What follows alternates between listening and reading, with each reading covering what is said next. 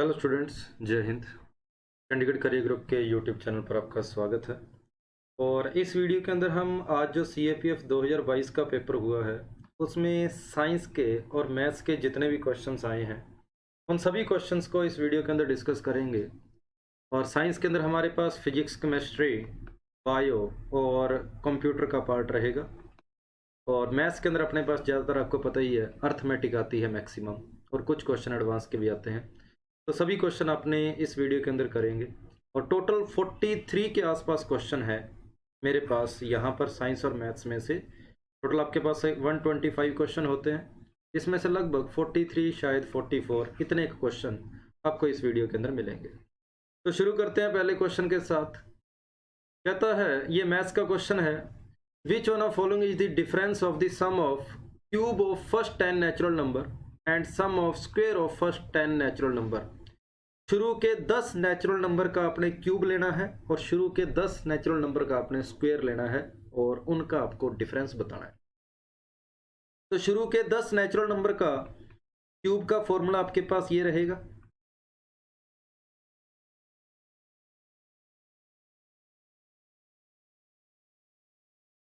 ये आपके पास स्क्वायर के सम का फॉर्मूला होता है। ये क्यूब के सम का फॉर्मूला, ये स्क्वायर के सम का फॉर्मूला है।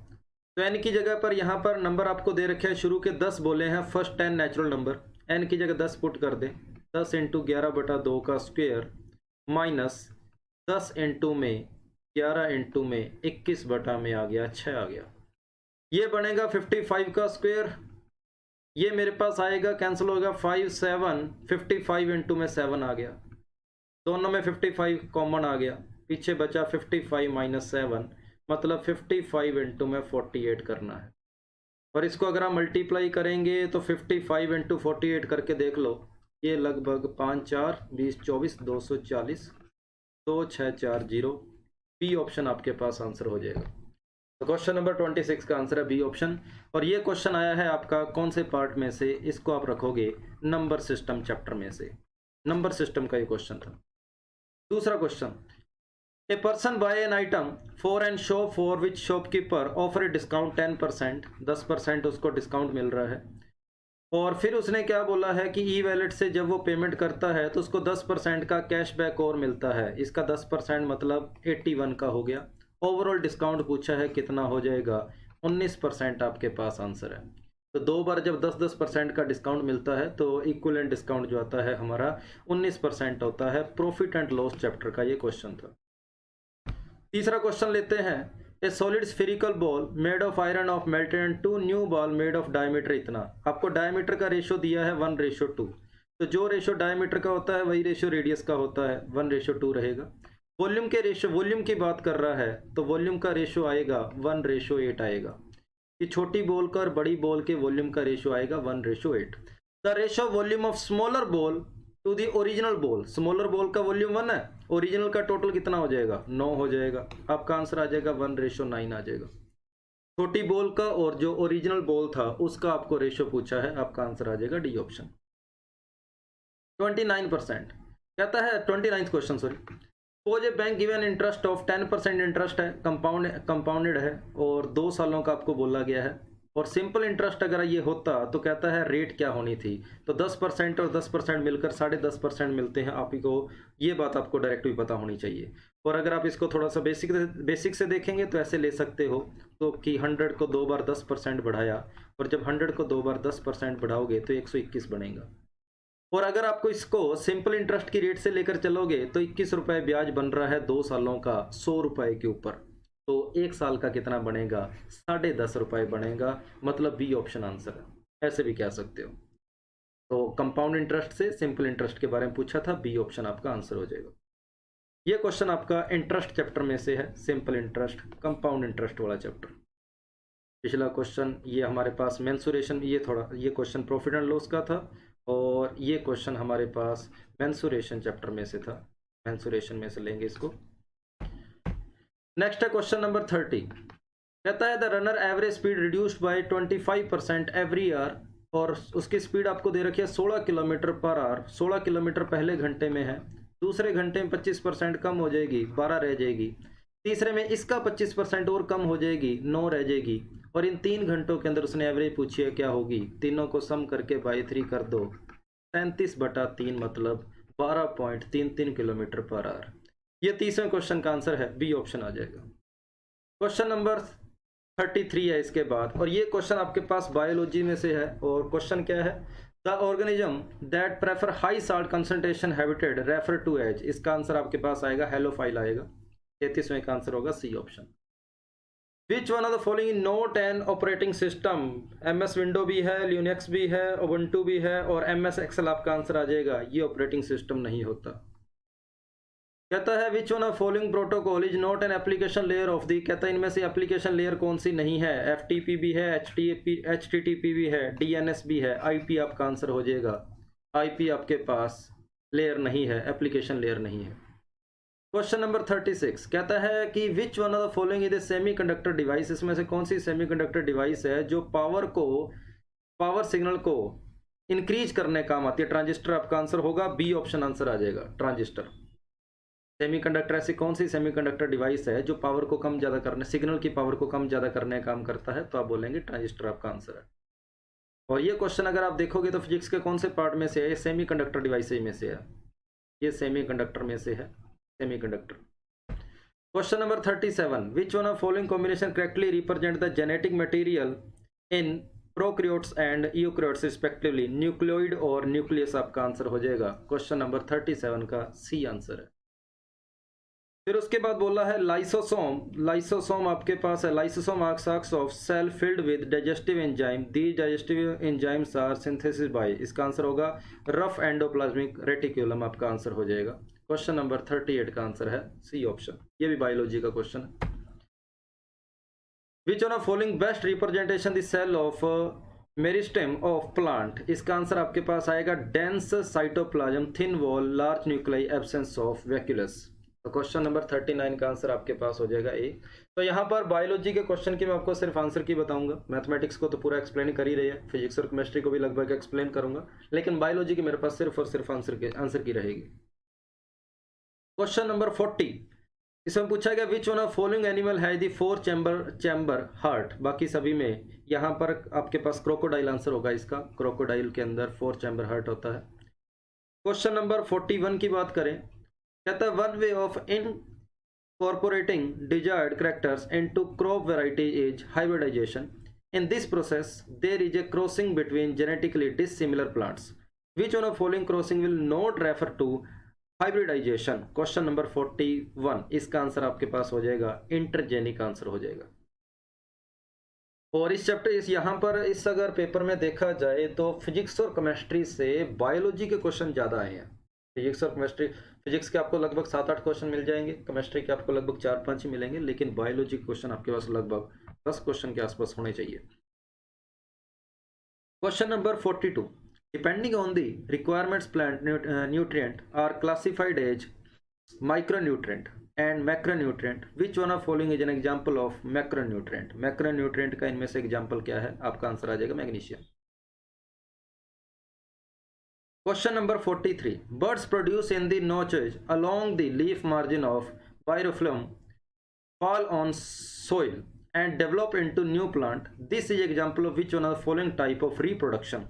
इसका आंसर आपके पास होगा ए वेजिटेटिव प्रोपगेशन। ये भी आपका बायोलॉजी का क्वेश्चन था। Question number 44 phloem tissue are mostly responsible for the transportation of. Question number इसका आंसर 44 का हो जाएगा सी।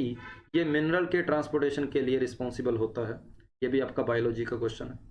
क्वेश्चन नंबर 45 ये फिजिक्स का आ गया। Two objects x and y have equal mass and are moving with speed u and 3u। Their kinetic energy बताओ क्या होगी। काइनेटिक एनर्जी मुझे पता है हाफ एम वी स्क्वायर होती है, हाफ एम वी स्क्वायर। ठीक बात है। पहले की काइनेटिक एनर्जी के एक्स है, दूसरे की काइनेटिक एनर्जी है के y, half m v square. Velocity का रेशियो आपके पास 1 है, यहाँ 3 है, तो काइनेटिक एनर्जी का रेशियो 1 और 9 हो जाएगा।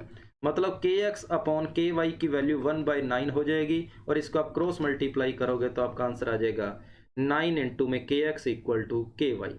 और अगर ये क्वेश्चन आप लेना चाहोगे तो न्यूटन्स ये आपके पास वर्क एनर्जी पावर में से है। फिजिक्स का चैप्टर आपके पास वर्क एनर्जी पावर है, वहाँ से ये क्वेश्चन आपके पास। इनमें से पूछा है which one of following in not a unit of pressure. Pascal भी प्रेशर की यूनिट है, न्यूटन पर मीटर स्क्वायर भी प्रेशर की यूनिट है, ये क्या है जूल पर मीटर स्क्वायर, ये कोई यूनिट नहीं होती। बार भी आपके पास यूनिट होती है प्रेशर की। इसका आंसर है सी ऑप्शन 46 का आंसर सी होगा। 47 which one of following material can not be use to make a convex lens. पहला ऑप्शन है एल्यूमिनियम, ये तो सीधा ही गलत हो गया, यही आपका आंसर हो जाएगा। एल्यूमिनियम से एक लेंस कब से बनने लग गया? एल्यूमिनियम एक मेटल है जो कि मजबूती कम करती है। ग्लास हो गया, ये बाकी सारे मटेरियल हैं, इनमें चलो फिर भी हम बोलते हैं कि आर पार दिखाई देता है, पारदर्शी होते हैं, तो उनमें से तो कोई ऑप्शन बंदा फिर भी कंफ्यूज हो जाए, लेकिन एल्यूमिनियम दिया है, अब तो आगे सोचने का मतलब ही नहीं बनता। 47 का आंसर आपके पास होगा ये ऑप्शन।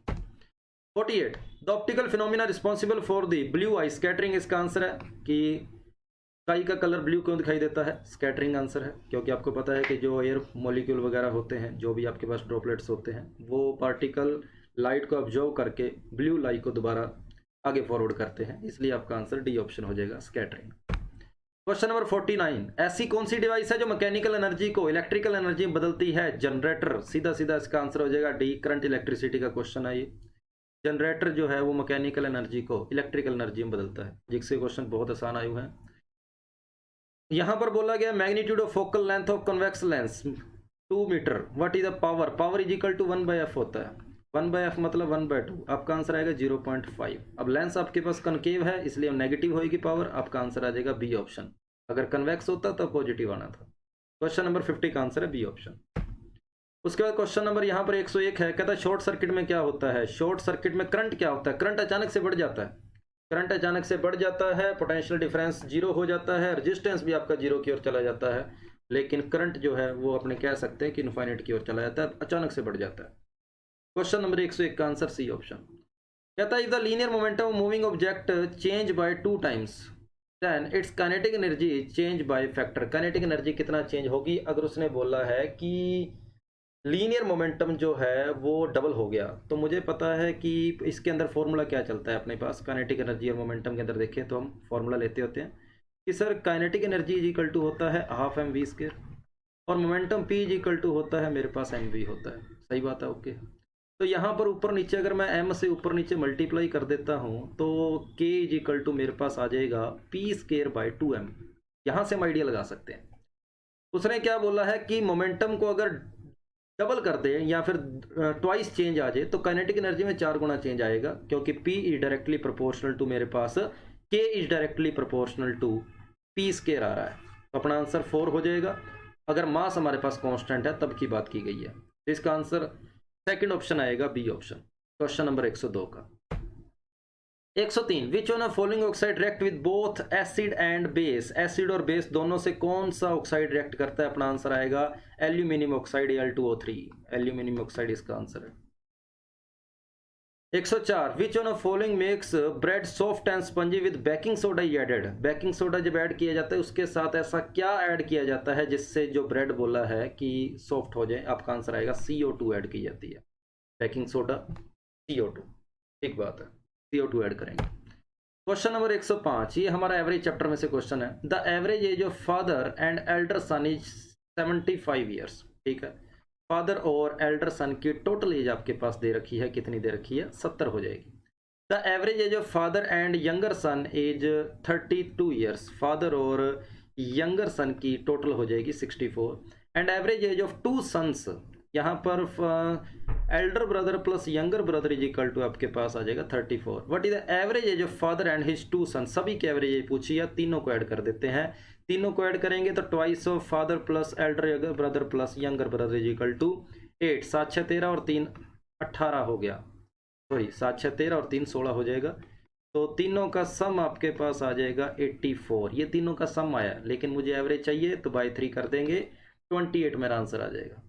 ये बिल्कुल आसान क्वेश्चन एवरेज का था, आंसर इसका सी ऑप्शन हो जाएगा। Question number 106 A number is 125 more than it's 1/3। किसी नंबर के 1/3 में 124 ऐड कर देते हो तो कहता है वो नंबर बन जाता है, तो वो नंबर बताओ क्या होगा? तो 2/3 बराबर हो गया 124 के, तो ये मेरे पास आ जाएगा 186 आ जाएगा। डी ऑप्शन अपना आंसर है। नंबर सिस्टम का ये नकली सा क्वेश्चन, चाहे इक्वेशन चैप्टर में ले जाओ इसको, चाहे नंबर सिस्टम में रख लो, आसान क्वेश्चन था। Question number 107 A car travel 3/4 of its distance at a speed of 60 km per hour, remaining 1/4 distance at a speed of v km per hour. If average speed of full journey is 50 km per hour, the value of v पूछिए क्या होगी। ठीक बात है, कहता है कुछ part ऐसा है, मान लो कुछ पार्ट क्या 3 मीटर ले लो, 3 किलोमीटर ले लो या 3 मीटर ले लो, फिर 1/4 रह गया, उसको 1 मीटर ले लो। यहाँ पर उसने क्या बोला है कि उसकी स्पीड है 60 किलोमीटर पर आवर और यहाँ स्पीड है उसकी कितनी है, रिमेनिंग एट दी, ये v kilometre per our. Overall कहता है 50 किलोमीटर पर आवर स्पीड बननी चाहिए। तो देख लेते हैं, overall average speed is equal to total distance upon total time 3/60 plus यहाँ पर आ जाएगा 1/v। इसको सोल्व करके v की वैल्यू निकालनी है। ठीक है, तो दोनों साइड अगर मैं ये 4 को अपॉन में ले आता हूँ, 4 को इधर अपॉन में लेके आऊँगा, फिर दोनों साइड इसको उल्टा कर दूंगा, तो 2/25 is equal to 3/60 plus 1/v। तो 1/v की वैल्यू मेरे पास आ गई 2/25 माइनस 3/60।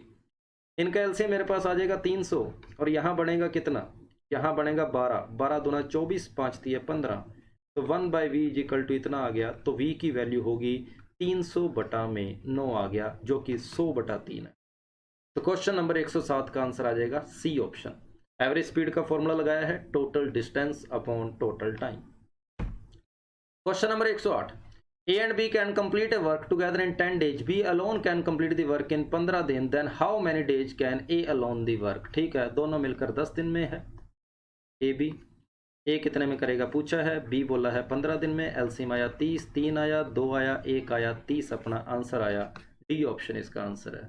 टाइम एंड वर्क का पहला क्वेश्चन इसी टाइप का होता है, सबसे basic question, time and work. इसका आंसर आ जाएगा डी ऑप्शन।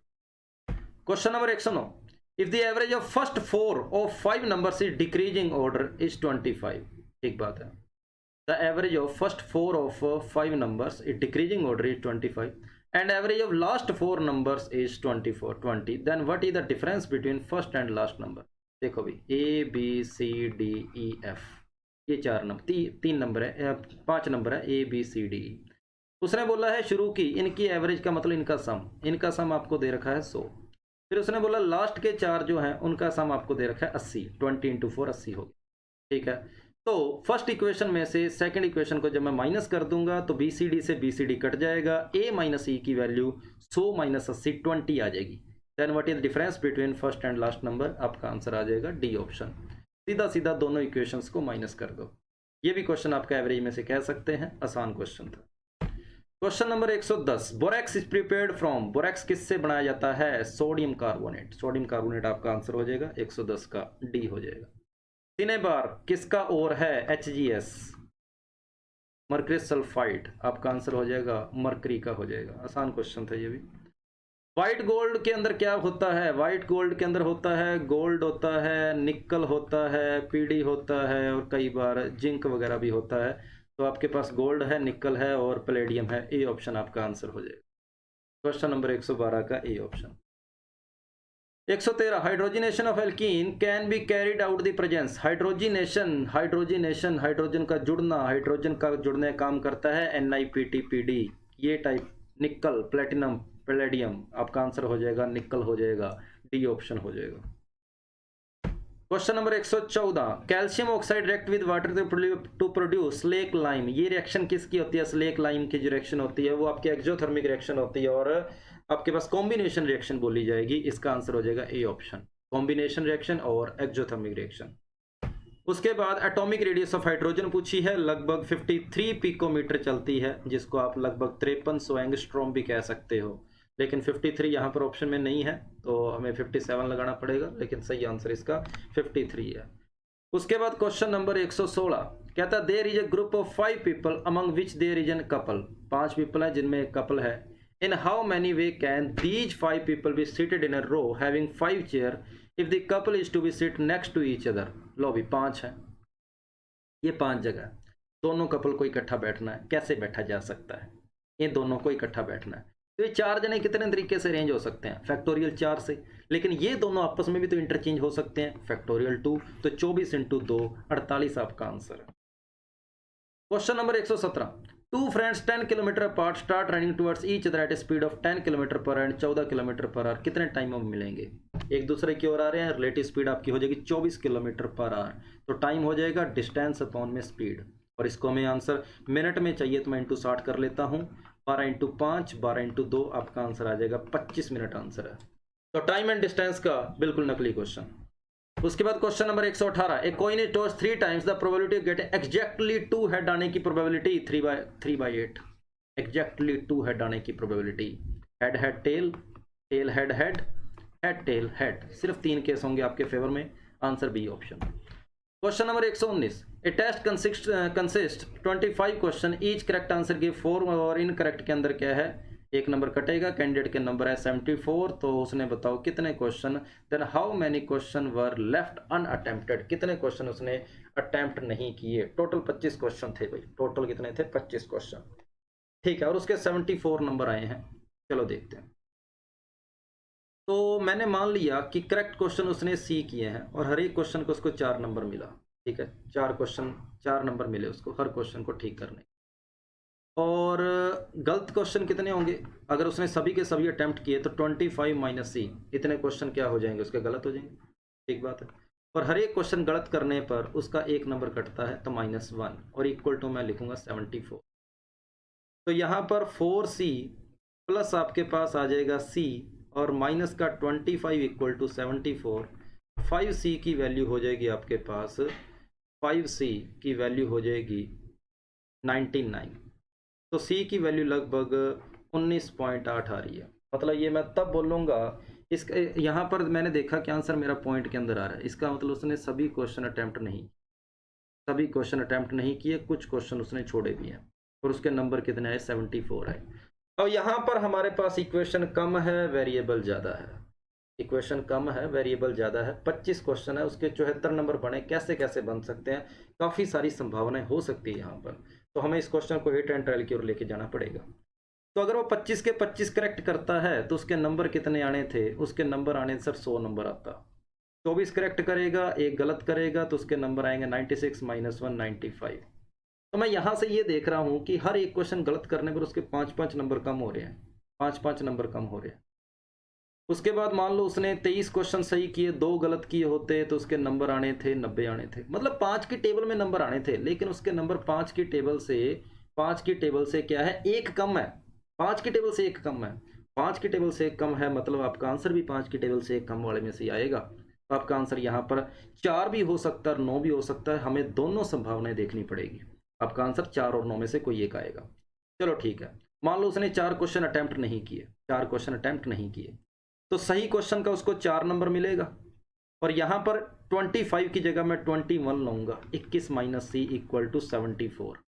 तो यहाँ पर ये बनेगा, यहाँ पर माइनस आ जाएगा, ये बनेगा 5C इक्वल टू, ये हो जाएगा 7 और 2 95, C की वैल्यू आ गई 19। मतलब ये हुआ कि उसने 19 क्वेश्चन करेक्ट किए, इनकरेक्ट किए उसने 2 क्वेश्चन, और लेफ्ट कर दिए उसने 4 क्वेश्चन। तो उसको कितने नंबर मिले, उसके 74 नंबर आए। आपका आंसर ए ऑप्शन आ जाएगा, 4 क्वेश्चन लेफ्ट किए। अगर मैं उसको 4 की बजाय 9 क्वेश्चन लेफ्ट करवाता हूं, अगर कि वो 9 क्वेश्चन छोड़ता है, तो मैं यहाँ 21 की जगह पर 16 लिखूंगा, 21 की जगह पर मैं क्या लिखूंगा, 16। और अगर वो 9 क्वेश्चन छोड़ ही गया 25 में से, 16 क्वेश्चन सही किए, और 16 के 16 क्वेश्चन उसके सही हो भी जाते हैं, तब भी उसके मैक्सिमम नंबर 64 बनेंगे। मतलब 9 छोड़कर 74 लाना तो पॉसिबल नहीं है। आपका आंसर ए ऑप्शन है।